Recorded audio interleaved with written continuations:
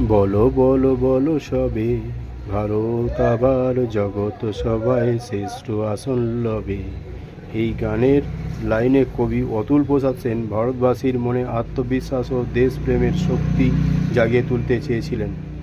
কবি বিশ্বাস করতেন ভারত একদিন তার হারানো গৌরব ফিরে পাবে এবং বিশ্বের দরবারে সুসম্মানে আসন লাভ করবে।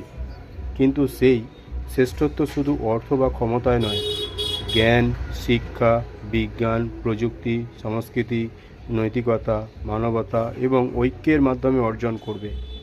কবি আরও বলেছিলেন, জাতি, ধর্ম, ভাষা, বিভেদ ভুলে একসঙ্গে দেশের উন্নতির জন্য কাজ করি।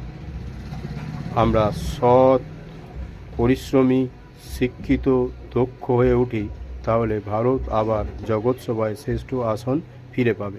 আসুন ভারত আমাদের জন্মভূমি, এক গৌরবময় সুন্দর ভারত গড়ে তুলি। ধন্যবাদ সকলকে।